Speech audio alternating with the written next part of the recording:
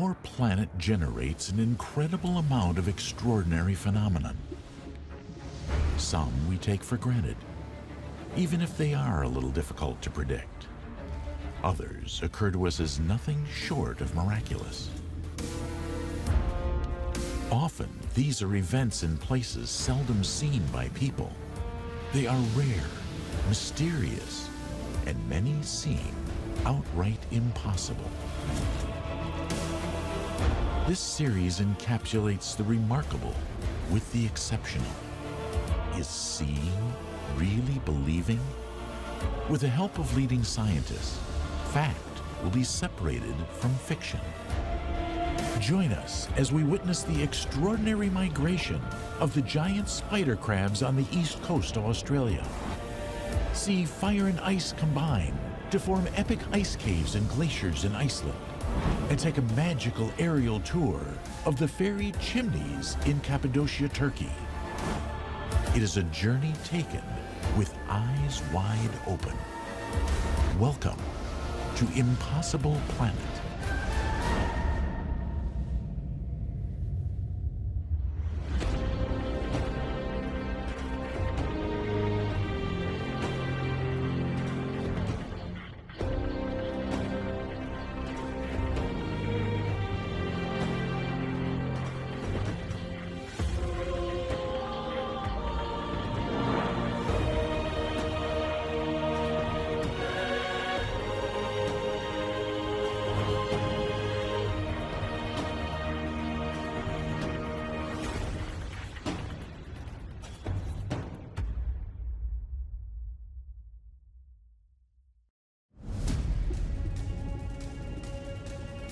It's an annual event, but it's surrounded by mystery.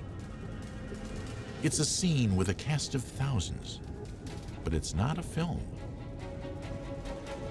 It's an epic migration, yet a modest drive from a major city. This is the extraordinary giant spider crab migration.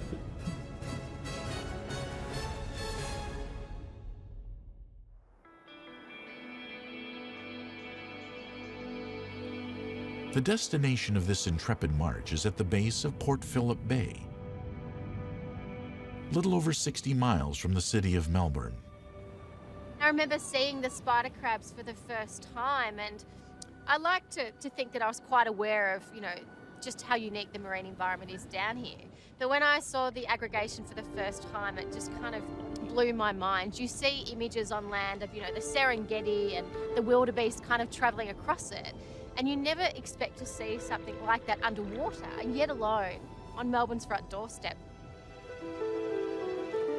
Cherie Morris is a marine biologist who has been diving with the giant spider crabs for the past 10 years. She's been studying their activities when they return for their annual meetup during Melbourne's cooler months. For me, seeing the spider crabs when they're en masse, it's like being a kid in a candy store. I just absolutely love it. And the only thing that gets me out of the water is being extremely cold and not being able to feel my limbs because I've been in the water so long.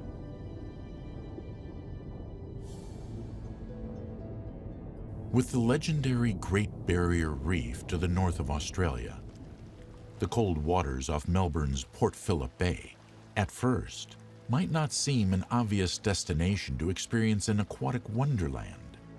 People look to the tropics to see colour and diversity, but you don't have to, it's all here. Over 80% of the marine life found here, it's found nowhere else on Earth.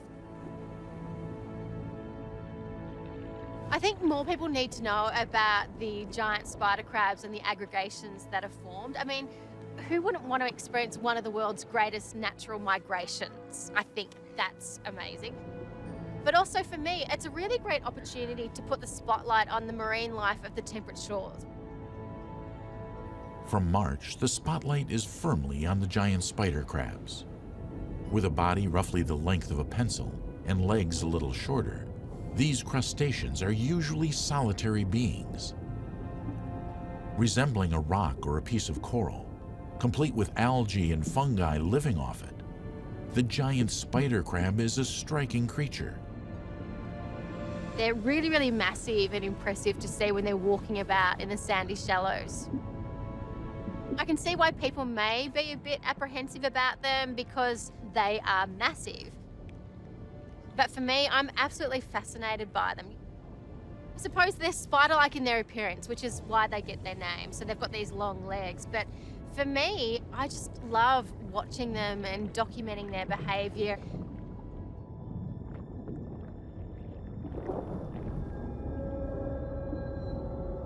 Giant spider crabs inhabit water depths ranging from a couple of meters to 80.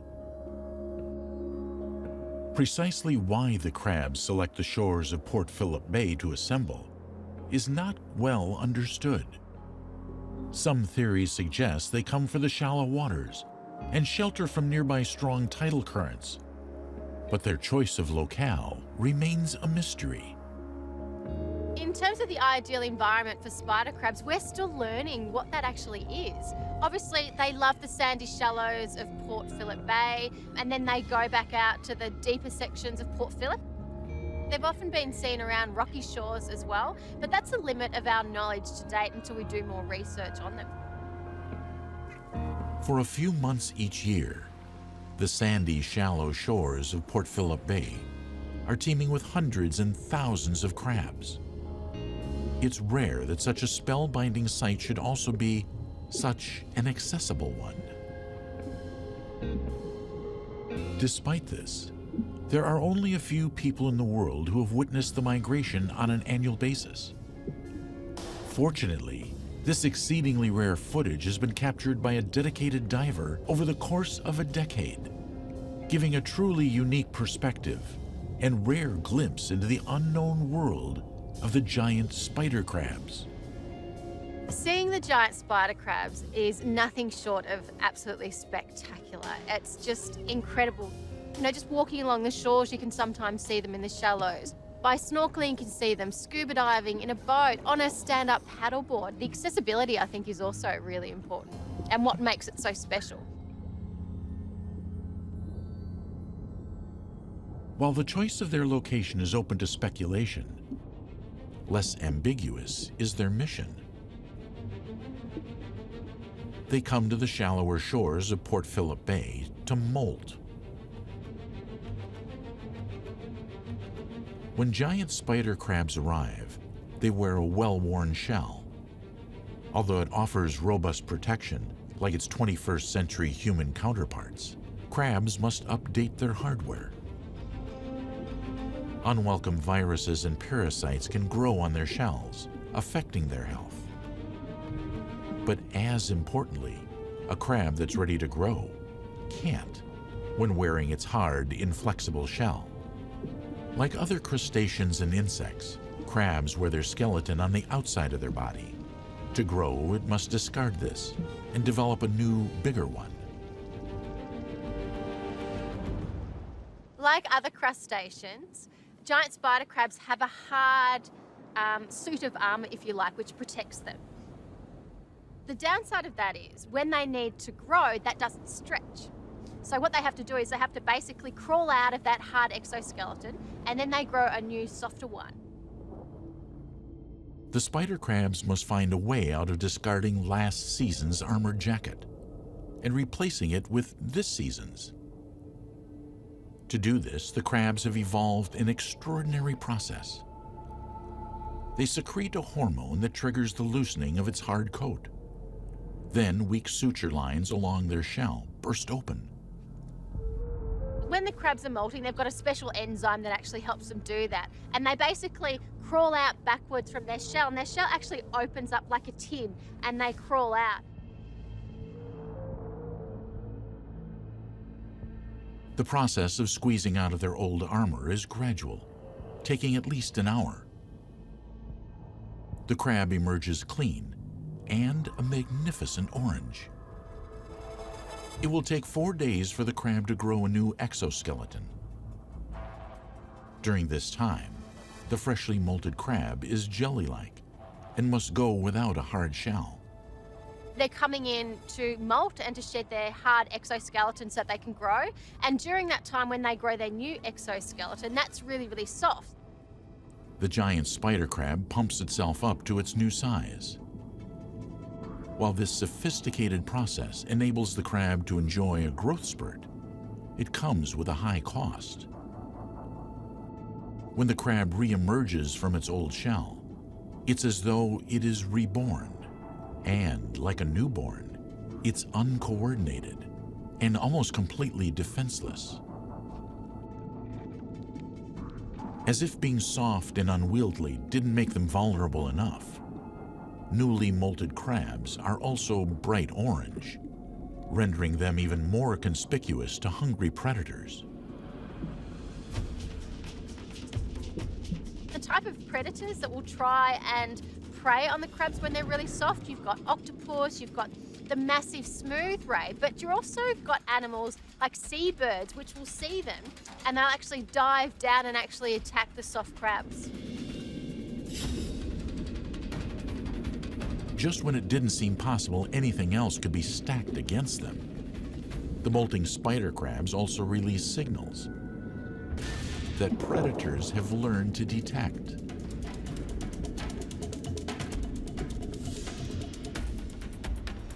So how do animals know when the spider crabs are in? I think the key thing is visually for birds they can see, but also for other animals such as the octopus or the ray, they would actually pick up on chemical cues, so from the molting process, that would alert them that the spider crabs are here and that they're ready for the picking.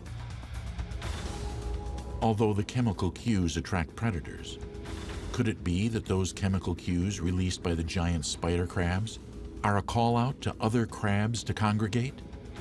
After all, if during the precarious process of molting, someone else has literally got their back, their chances of survival should increase. It's the age-old adage of safety in numbers. By coming in with all your crab mates and getting undressed together and then waiting for you to shell to harden. In terms of protecting themselves, obviously that's where the aggregation is really important.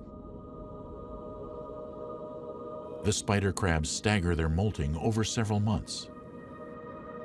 Freshly molted crabs seek refuge underneath the shield of older, hardened shells that have yet to undergo the costume change. Hundreds of crabs form a single mound. Yet even in mass, they are amazingly nimble and synchronized. They're so mobile and they move and they often splinter into different aggregations. And just seeing these kind of tangled claws and legs and, you know, how they kind of move as one unit, it's one of the most spectacular things that I think you will ever see. Moving as one, they avoid being snatched. But the stingray is not easily deterred. Growing up to 4 meters in length, the smooth stingray is Australia's largest. Often weighing as much as a motorbike, the rays glide along the seabed, searching. The eyes of the stingray are on top of its body, so it cannot see the seafloor. Sensitive electrical sensors around its mouth pick up electrical charges of potential prey.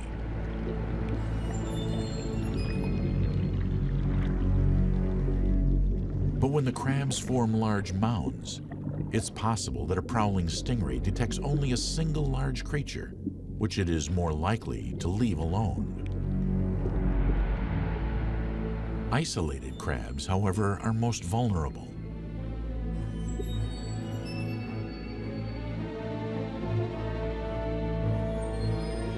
A battle for survival ensues.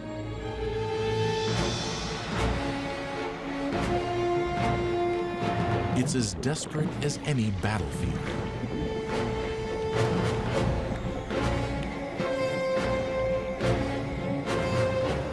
Some merge into formations. Others scramble for their lives.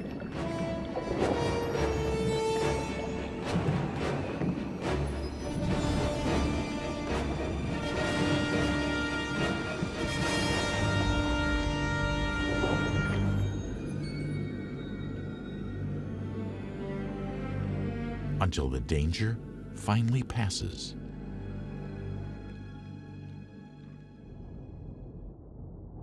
Even when not under assault, the spider crabs maintain a mound formation. Their activity creates a pop-up ecosystem. I think the other really interesting thing about spider crabs and the aggregation is that when they come in, they actually create these kind of mobile moving reefs or ecosystems that mobilize the sediments and food in the water column and provide shelter for lots of different animals. And then it's like these spider crabs could be classified as their own marine habitat. The crabs move along the shores, cleaning up the seabed of carrion as they go. As carnivores, they typically scavenge for dead fish and small crustaceans.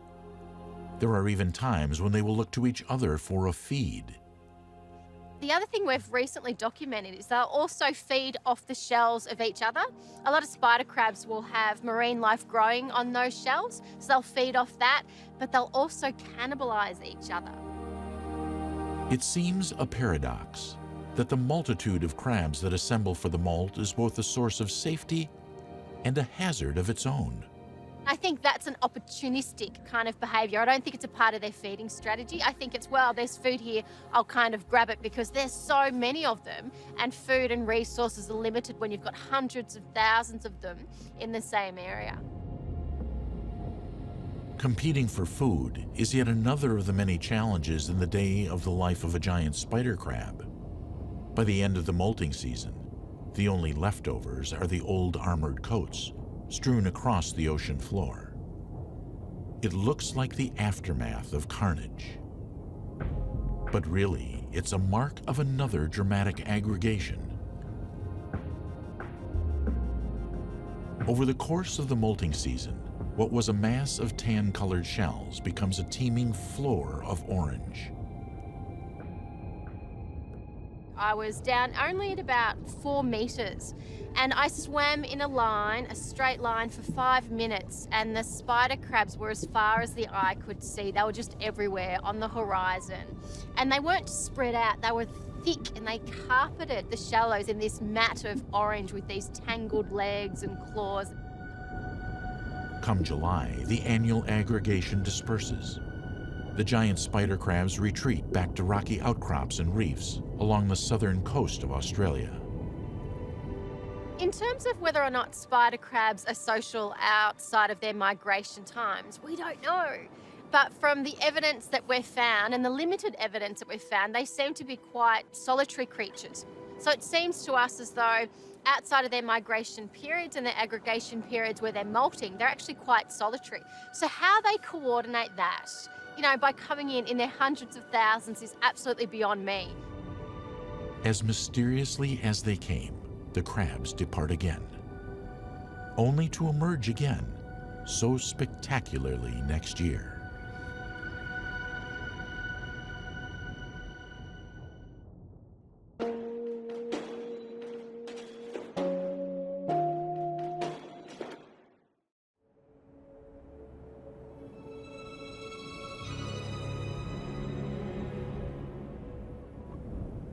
This is a place where you're not just surrounded by the natural world, but a supernatural world,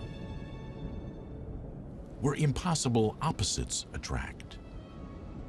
It's a land of great contrasts. It's a land of wonder. There's a meeting of, ice and fire. We have all the extreme, the lava, very hot, glaciers, very cold. On the south coast of Iceland lies a landscape that belies possibility, where volcanoes, adorned by strange glaciers, combine to form stunning ice caves. Here, the forces of nature flex incredible power and create astonishing beauty. They leave their mark not just on the landscape, but on the consciousness of the people who live here. This is what folk legends are really about, is explaining something that you need to have words for that you don't really know how to deal with. The source of this astonishing scene is here at Katla volcano, the southernmost volcano in Iceland. There is this big ice cap on top. It's about 550, 600 square kilometers. That is all formed on the top of the caldera of Katla.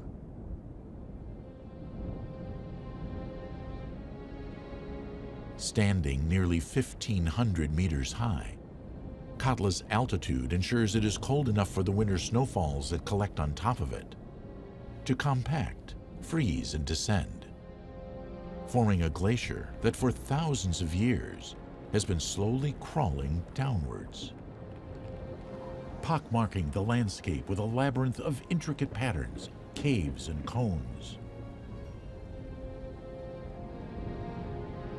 For Iceland's earliest settlers, these forces quickly captured the imagination and demanded respect. If you stand near a glacier, you hear it moving, you hear it growling, and you realize again that no army can stop this. If it decides to go forward, it will go forward. Same with lava. Nobody can stop it. Dr. Terry Gunnell has been interested in the stories people tell about landscape, beliefs, and history throughout his life, and teaches at the University of Iceland. In the case of the earliest stories that we have, and there aren't many of them, of volcanology and earthquakes, then we see that people are using supernatural spirits to explain these. They don't know how they work, although they have some sense that lava must have been once alive and then solidified. They're an attempt to explain the landscape, but it's also an attempt to explain strange things that they've heard or seen, disappearances of people, things of this kind.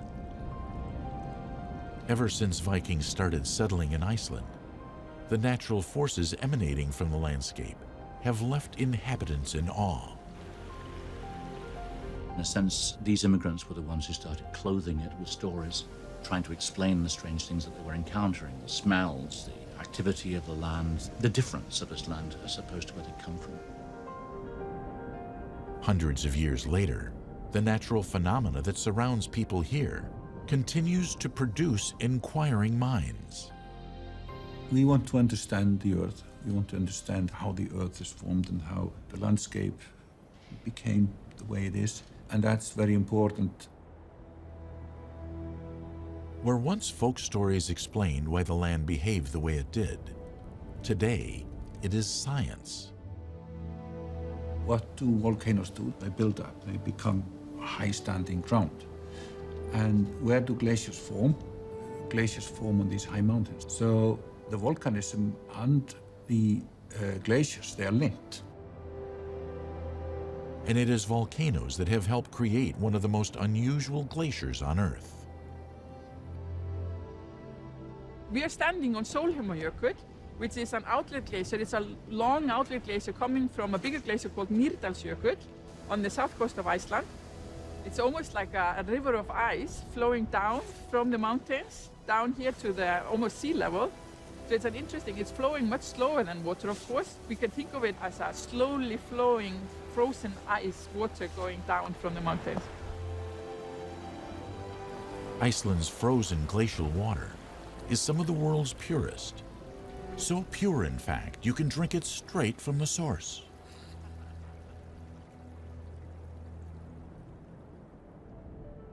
Katla volcano is the foundation of this giant frozen river. It is also the source for the bizarre cookies and cream formations that adorn it. In a unique union, the colliding worlds of fire and ice have blended to create these bizarre patterns and cones. We're standing on a glacier. The volcano is nearby, and the ashes from the volcano has at some point been deposited on the surface of the glacier. This volcanic ash caked the surface of the glacier after an eruption. Layers of ash then became sandwiched under more layers of snow and ice. The constant gradual downward flow of the glacier has carried the ash with it. We have many ash layers trapped inside the glacier. So the glacier flood moved down, but not at the same speed from one location to another one.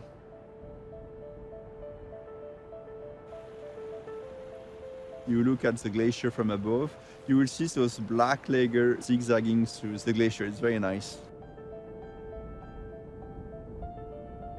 The striking patterns emerge as the ash becomes buffeted by the layers of ice that are slowly moving and melting before freezing again. The glacier is of course flowing from a large area, and when it goes into the valleys, the pattern changes. Some ice goes in different directions.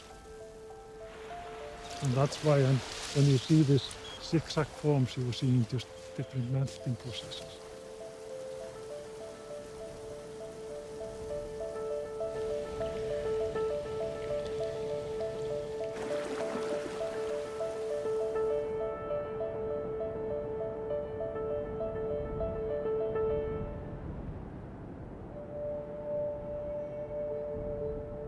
As if the marbled ice wasn't striking enough, dotted around the glacier are strange black cones.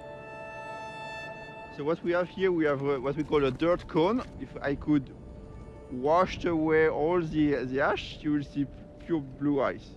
So you can see underneath, it's just a thin layer of ash. Underneath, it's like pure blue ice, yeah. These dirt cones act as markers of glacier melt. Holes in the glacier became filled with a layer of volcanic ash. Despite its molten hot origins, the ash insulated the ice beneath it, protecting it during the warmer summer months, even as the surrounding ice melted away. So we have to imagine we had like the glacier was 15 meters higher. So we had a hole, the bottom get full of ash. Everything disappeared the year after. At a point, so the level of the glacier was here, so we had ash was back to the surface. And then the ice which was around melted and disappeared. And now we have a dirt cone.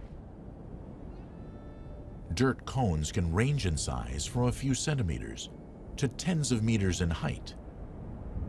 They are just one of the many natural formations that make this site so spectacular.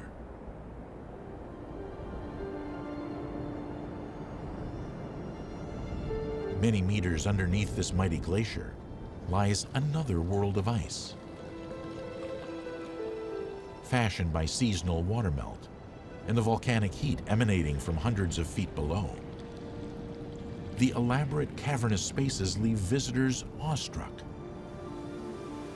Standing within these ever-changing caves can make you feel as though you've gone right to the core of this extraordinary land. The interplay of ash and ice creating a gleaming spectacle. Here's nature itself at play. And there is so much richness and so much variety. And as you get further in, then the ice is usually always almost transparent. If there's an ash layer on top or some dirt, then it becomes very dark. It is this interaction of light and shadow and refraction of light that gives you an endless array of colors and shades. Sculpted entirely by nature's hand, these glacier caves are constantly evolving, particularly over the summer months. Increased sunlight and warmer temperatures, along with the surface meltwater, drain and erode existing ice caves and fashion new ones. In autumn and winter, cooler temperatures harden and stabilize the caves. Tie in the underground hydrothermal activity occurring independent of these seasonal cycles. It's no wonder these ice caves can dramatically alter even within the course of a single winter. It seems improbable that something so magnificent should also be, ultimately, temporary. These ever-changing glacier caves will eventually disappear because glaciers across Iceland are melting. they're continuously responding to small changes in climate. This glacier is known to actually respond quite rapidly. So we've seen it actually getting longer in the 70s and 80s. And since 95, it's been receding. Guðfinna is on a mission to measure the melting rate of as many glaciers as possible. With the help of her students, she makes the trek out to the glacier carrying a steam drill, which they will use to help them measure how much the glacier is melting. Once heated, the steam drill is used to core into the glacier and insert the measuring wire.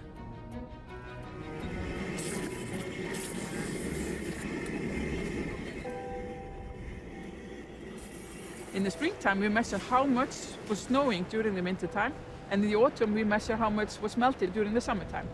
And then it's almost like your bank account. So we measure how much goes in and how much goes out. And if you take more out than you put in, the glacier is going to get smaller, like your bank account, if you take more out.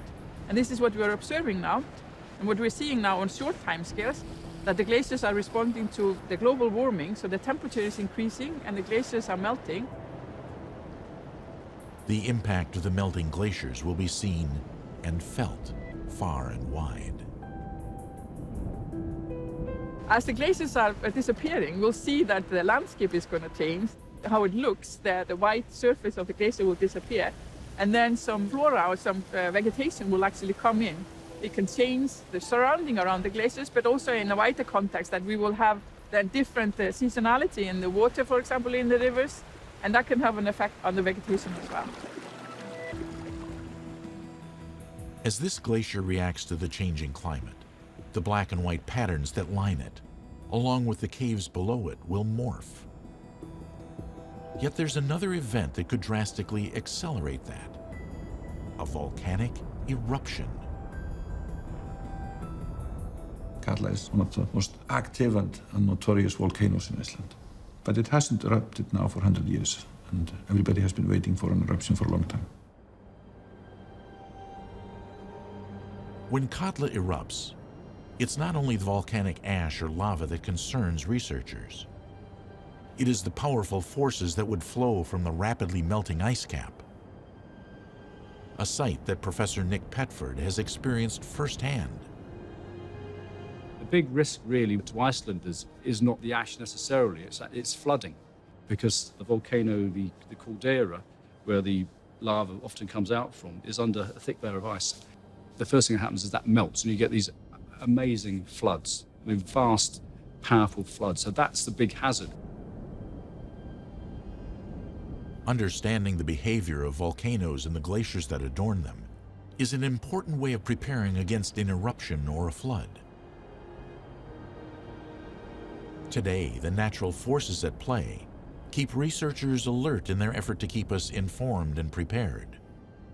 In the past, folktales played this role, with stories to explain the inexplicable and make sense of the landscape. There was a magician who was going blind, and a servant came running to him and said, "There's water coming towards us from inland." He told the servant to go and take a bucket and bring back some of the water to him. And then he smelt it. His argument was that it was water sent by another magician. What's interesting about that story is that he smelled the water. And glacial eruption will cause glacial floods. And that water is very, very dirty and smells of sulfur. So what he's describing is actually a glacial flood, which is seen then as having been brought about by magic. But the element of smell, again, suggests something, again, supernatural, but associated with volcanic activity. And that goes back to the early medieval period, that story.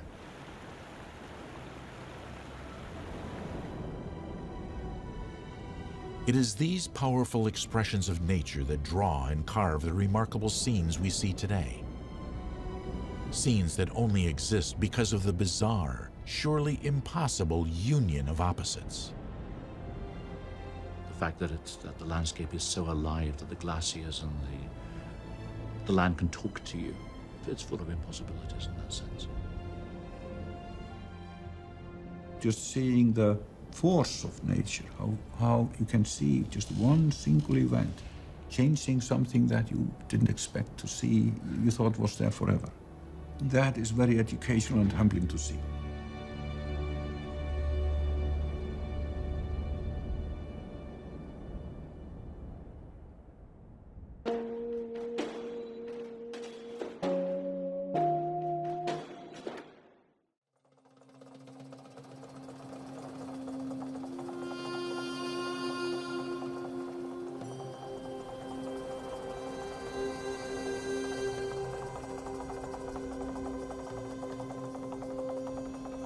Everything about this location is a delight to the senses. In Persian times, this area was known as Cappadocia, the land of the beautiful horses. These days, although the name has changed, its vast rolling plains, rugged mountains, and dormant volcanoes remain. Newer and even more striking features have appeared, growing, shifting, and changing with every curl of the wind and ray of the sun. It's very magical and it's otherworldly. You would experience like going outside of this planet within a very short distance, I would say. How many people will experience that?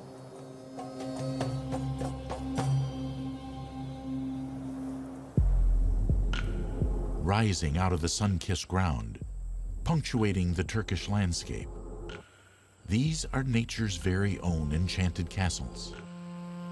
As if out of a fairy tale, their story is one of majesty and mystery. 60 million years in the making, these spectacular formations, aptly and affectionately known by the locals as fairy chimneys, are very real and are located in the renamed region of Cappadocia in central Turkey.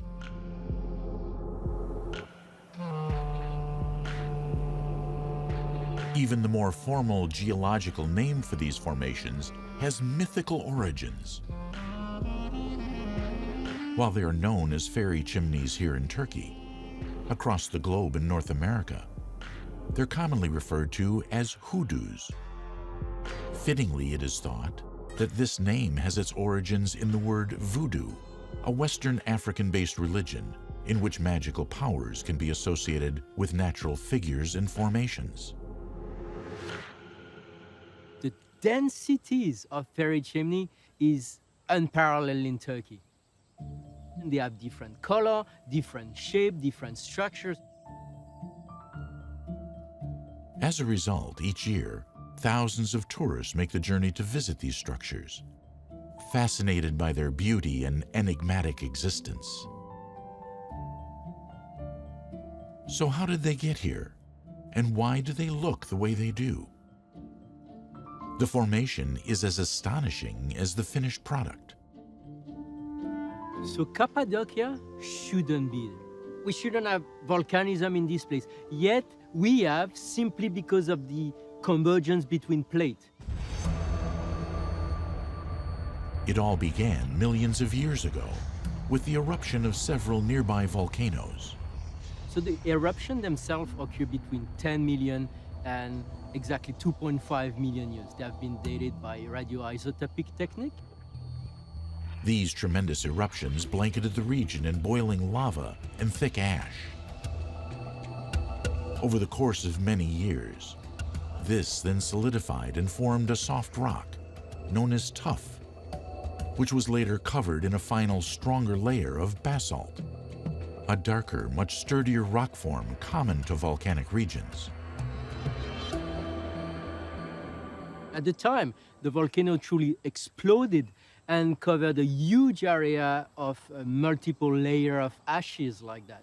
So it extended over like several 100 kilometers wide. But before 5 million, nothing happened to those layers because there was no river system and therefore they weren't eroded. But after, you had a river system because the entire region uplifted, so rise up, easier for the river to carve structure in the soft rocks, and you have the chimney that start to develop. As the natural elements worked their magic, portions of this rock slowly eroded away. Heavy rainfall transformed the once smooth plateau into a complex pattern of gullies, the water carving its way through the landscape, finding, exposing, and weakening existing fissures in the rock.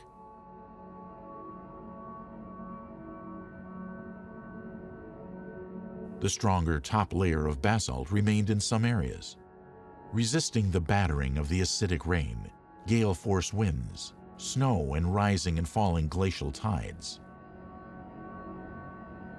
forming a protective cap over the softer rock beneath. This igneous rock allowed the conical structures of tough rock to remain. The downward pressure of this heavy hat, in fact, assisting the softer body to resist erosion. So the rocks, they have different color because of their chemical composition. If you put iron in a magma chamber, natural iron from the mantle, it's going to give rise to a rock which is darker. We call that in technical term more mafic. So more iron, darker rock. So you see these very white layers, it's very poor in iron. You see this usually tends to be the cap of the fairy chimney, which is darker, contains more iron. The result is the towering structures you see today. Proudly rising out of the ground, their varying banding colors are a tribute to the many different layers of sediment that contribute to their existence, the years they took to form, and the weathering they have resisted. The forces that once created the World Heritage Site, however, are also a threat. In fact, as soon as the top is gone by erosion, the rest follow really, really quickly. And everything gets flattened in a few tens of thousands of years.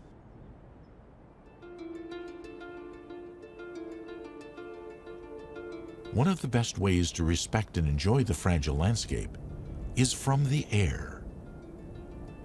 The surreal landscapes, coupled with excellent flying conditions, make this one of the best balloon flight spots in the world.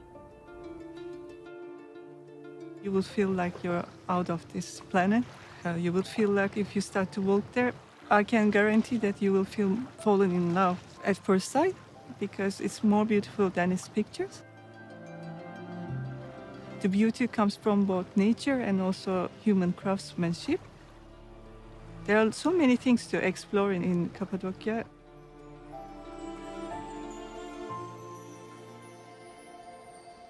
Today, the chimneys have taken on the look of sweet honeycomb.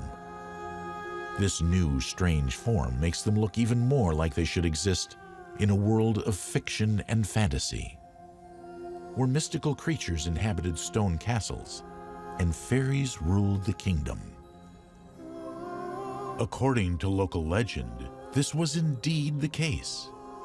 These extraordinary formations were once used to shelter humans from the wrath of feuding giants who roamed the area. So once upon a time, the giants, the humans, and fairies were living together. But giants were not very nice to humans. So sometimes they were throwing the fireballs from the mountain. The fairy king, unimpressed with the bad behavior of the giants, banished them, forcing them to live underground. To ensure the giants were never able to harm the humans again, the fairies allowed them to live inside the chimneys, while they kept a protective eye on them from above, in the hat of the rock structure. In reality, the chimneys providing a safe haven isn't too far from the truth. However, it wasn't the mythical giants who caused trouble for the rock inhabitants. Early inhabitants in the Hittite era sat uncomfortably on the boundary of rival empires, resulting in the need to tunnel and hide in the rock itself. By the 4th century, Christians fleeing the persecution of the Roman Empire took up refuge in the Cappadocia. Discovering the malleable nature of the stone, they established monastic communities, excavating dwellings to safely live. And that was great for them because, look, we can dig through the rocks and we're gonna build home. Well, that's fine, but it's even better than that. They could hide in this place, right? because they've dig so deep in the ground in those formations that it can cover up to 9 stories deep.